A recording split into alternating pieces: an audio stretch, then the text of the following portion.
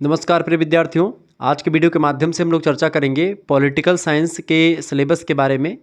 BA fourth semester में जो बच्चे पहुंच चुके हैं थर्ड सेमेस्टर का पेपर देके, वो परेशान है कि फोर्थ सेमेस्टर में गुरुजी क्या पढ़ना है। बिल्कुल घबराने की ज़रूरत नहीं। शुक्ला स्टडी पॉइंट आपके साथ हमेशा बना हुआ है और बना रहेगा हमेशा।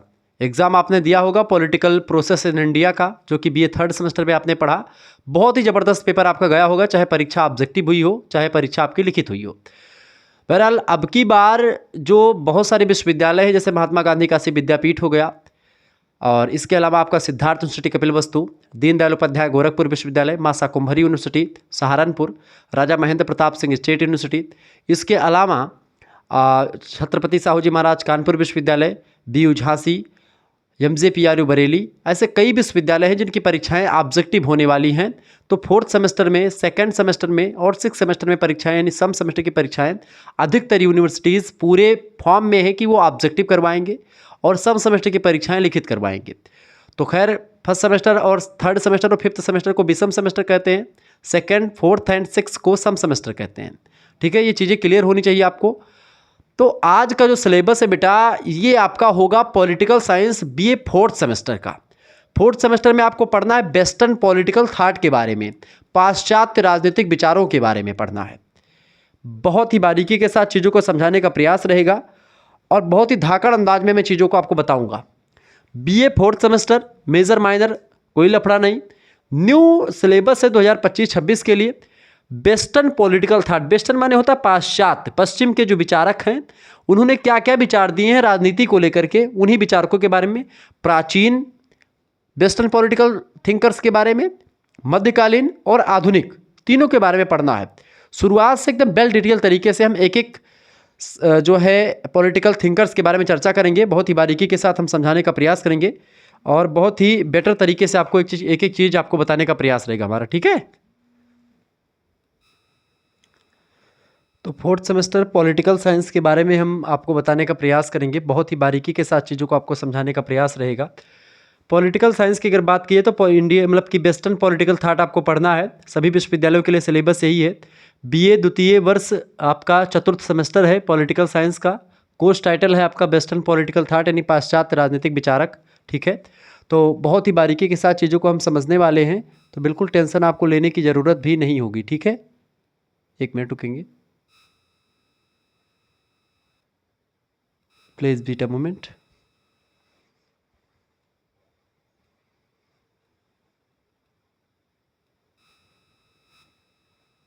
ठीक है,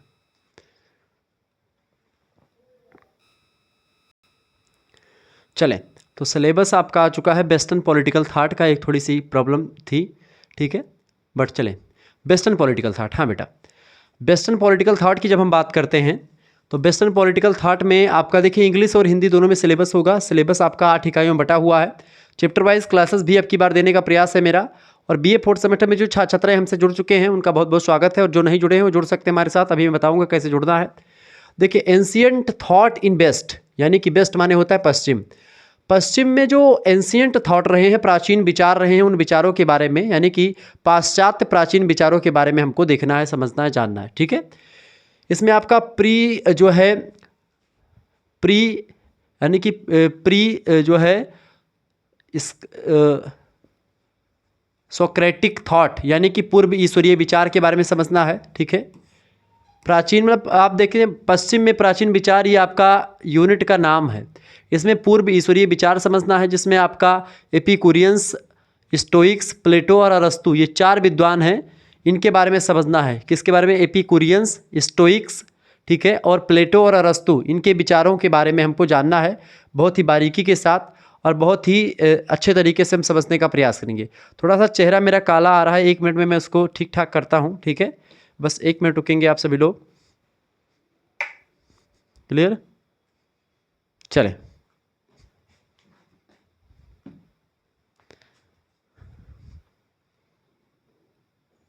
चले, हाँ बिल्कुल ठीक है। अब तो ये आपका है भैया क्या, वेस्टर्न पॉलिटिकल थॉट, जिसमें आपको क्या पढ़ना था मैंने आपको बताया। यूनिट नंबर 1 में आपको क्या पढ़ना है? एपिकुरियंस के बारे में पढ़ना है, इनके विचारों के बारे में, स्टोइक्स के विचार, प्लेटो के विचार और अरस्तु के विचार। प्लेटो जो हैं अरस्तु के गुरु हैं। ठीक है, अरस्तु के गुरु कौन है? प्लेटो हैं। ठीक है। और प्लेटो के गुरु कौन है? सुकरात हैं, ठीक है। अरस्तु के शिष्य कौन है? उनका नाम क्या है? अरस्तु के शिष्य का नाम है सिकंदर। और भी कई शिष्य थे इनके। कुल मिलाकर के ये एक प्रकार से बहुत ही विद्वान आदमी थे, प्लेटो और अरस्तु दोनों। हिंदी में भी इनका, काव्यशास्त्र में भी इनका योगदान रहा है पाश्चात्य जगत में। तो एंशियंट थॉट इन वेस्ट के बारे में जब आप पढ़ेंगे तो उसमें प्री सोक्रेटिक मतलब कि प्री सोक्रेटिक थॉट के बारे में, एपिकुरियंस, स्टोइक्स, प्लेटो एंड अरिस्टोटल यानी अरस्तु के बारे में पढ़ना है यूनिट नंबर 1 में। यूनिट नंबर 2 की अगर बात करेंगे तो उसमें आपको मेडिवल थॉट्स इन वेस्ट यानी कि आपको पश्चिम में जो मध्यकालीन विचारक रहे हैं, राजनीतिक विचारक, उन राजनीतिक विचारकों के बारे में आपको पढ़ना, जिसमें आपके नाम आएंगे, जैसे सिसरो का नाम आता है, ठीक है। तो पश्चिम में मध्यकालीन विचारों में जैसे सिसरो हो गए, थॉमस एक्विनास हो गए, ठीक है, थॉमस एक्विनास, ठीक है, और सेंट अगस्टाइन, ये सब चर्च के मतलब कि संत रहे हैं। थॉमस मतलब कि सेंट अगस्टाइन की बात करें वो, और थॉमस एक्विनास, सिसरो, ये दोनों बड़े, ये तीनों एक प्रकार से मध्यकाल के विद्वान हैं पश्चिम जगत के, जिन्होंने राजनीति जगत को आगे बढ़ाया, राजनीतिक विचारों में अपना योगदान दिया। तो इनके बारे में पढ़ेंगे, इन सभी से रिलेटेड जो सिद्धांत हैं उन सिद्धांतों के बारे में पढ़ेंगे। सिलेबस ज़्यादा बड़ा नहीं, और इसके अलावा आप पढ़ेंगे किसके बारे में? रेनेसा के बारे में। रेनेसा मतलब होता है यानी पुनर्जागरण, ठीक है। तो पुनर्जागरण किसे कहते हैं? पुनर्जागरण की परिभाषा हम देखेंगे, परीक्षा में प्रश्न खूब पूछा था, सॉरी। और इसके अलावा द चर्च स्टेट कंट्रोवर्सी यानी कि चर्च राज्य विवाद के बारे में समझेंगे। चर्च और राज्य के बीच में विवाद चूंकि मध्यकाल में आपको देखने को मिलेगा पुनर्जागरण के समय में, तो इसके बारे में आपको बताने का प्रयास रहेगा। यूनिट नंबर 3 की बात करें, यूनिट नंबर 3 में हम लोगों को पढ़ना क्या है? यूनिट नंबर 3 में हमको मॉडर्न पॉलिटिकल थॉट के बारे में पढ़ना है, जिसमें आधुनिक राजनीतिक विचारों के बारे में पढ़ना है, जैसे कि मैकियावेली, जिसको आधुनिक युग का शिशु कहा जाता है।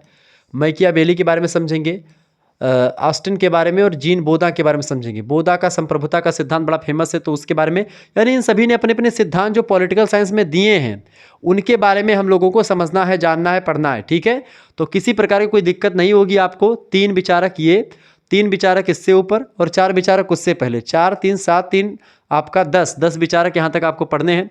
एक बात मैं यहाँ पर और क्लियर कर दूँ आपका कि अगर मान लेते हैं आपको इन सभी का चैप्टर वाइज क्लास या आपको लेक्चर्स या व्हाट्सएप ग्रुप में हमारे साथ जुड़ना है तो आप जुड़ सकते हैं। 4th सेमेस्टर क्लासेस प्रारंभ हो चुकी हैं। 91 61 93 60 62 पर आपको SMS करना है बेटा।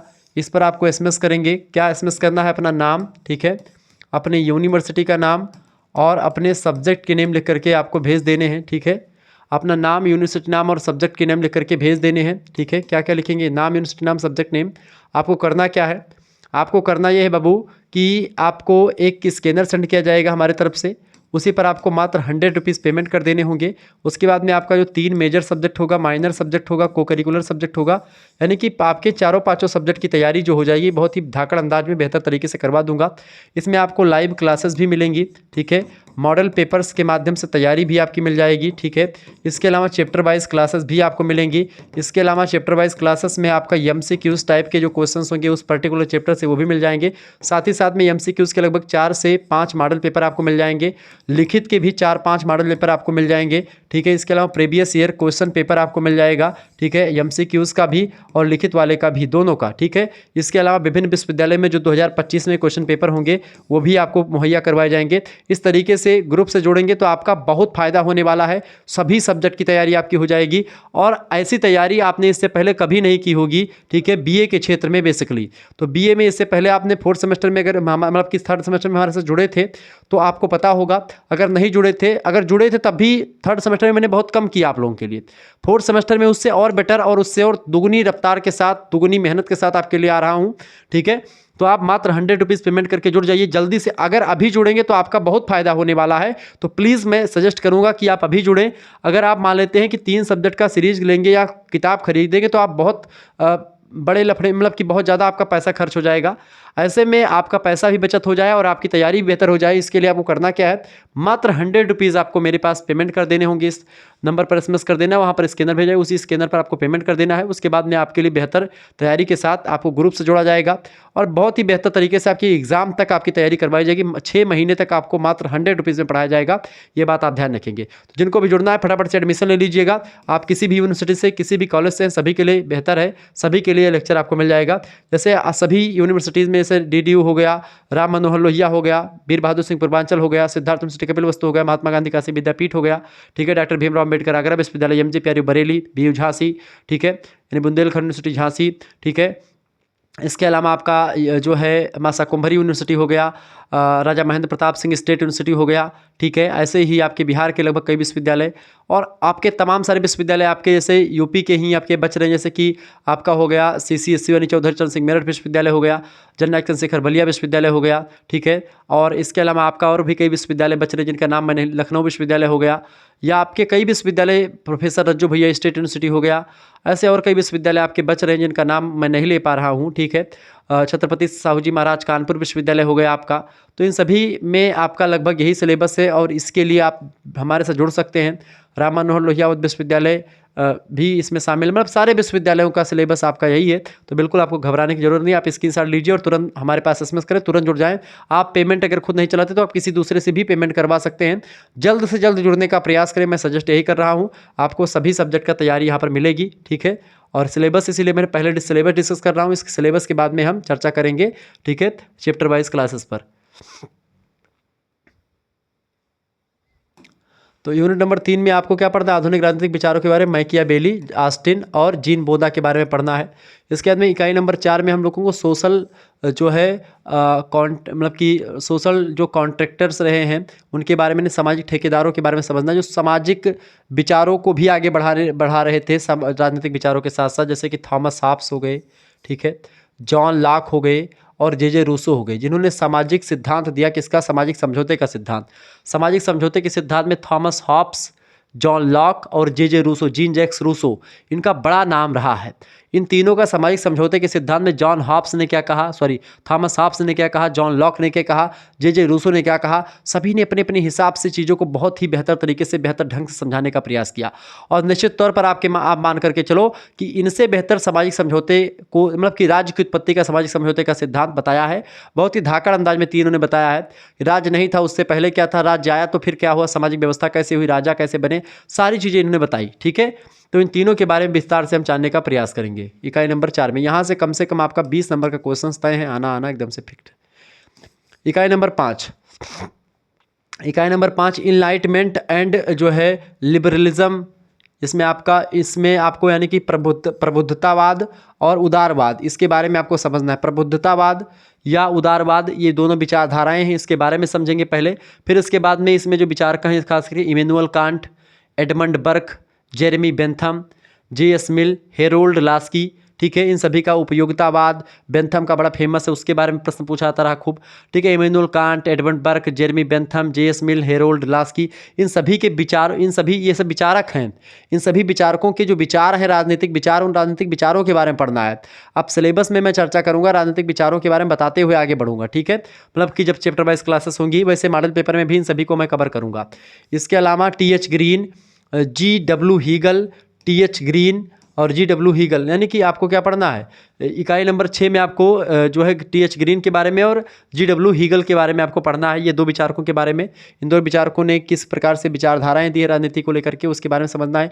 इनकी पुस्तकें, सबसे पहली बात, ऑब्जेक्टिव में अगर प्रश्न आएंगे तो इन सभी का जन्म कब हुआ, इन सभी की मृत्यु कब हुई, जन्म स्थान कहाँ पर था, इन्होंने कौन कौन सी पुस्तक लिखी, कौन सी पुस्तक कब प्रकाशित हुई, उसको भी, ये सब प्रश्न परीक्षा में खूब आएंगे। किसका विचार, किसका सिद्धांत, कौन सा क्या है, ठीक है, ये प्रश्न खूब आने वाले हैं। तो इसको लेकर के बहुत ही तैयार रहिएगा। इन सभी के बारे में आप गूगल पर सर्च करके भी जानकारी ग्रहण कर सकते हैं, वैसे मैं प्रयास करूंगा सबके बारे में बताने का।